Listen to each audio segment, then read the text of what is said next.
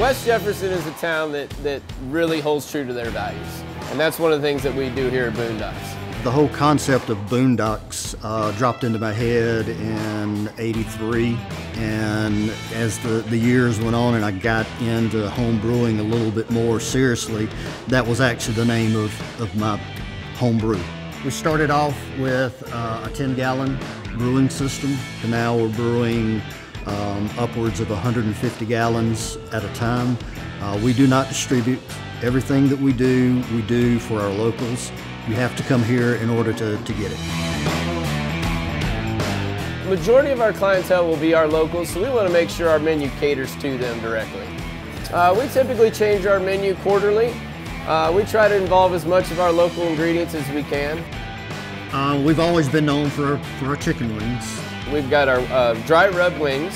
We also have our mild and our hot, all Texas beef.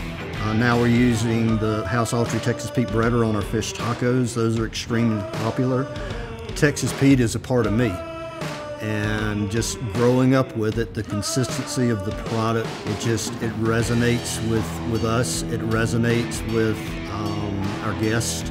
I have always wanted to do a beer with Texas Pete, so I reached out to the folks in Winston-Salem and was really surprised at the enthusiasm they showed. So we came up with a recipe for our Texas Pete chocolate porter. The first 90 gallons that we brewed, we sold out in a week. When we're looking at the ingredients that we're going to put in a beer, quality is paramount. We've really enjoyed working with the Texas Pete product because we know what we're going to get. When you have people that are enjoying a good meal, they're enjoying good company, good friendship, good fellowship, good beer, and you know that you're playing a big part of that, that really keeps us moving forward.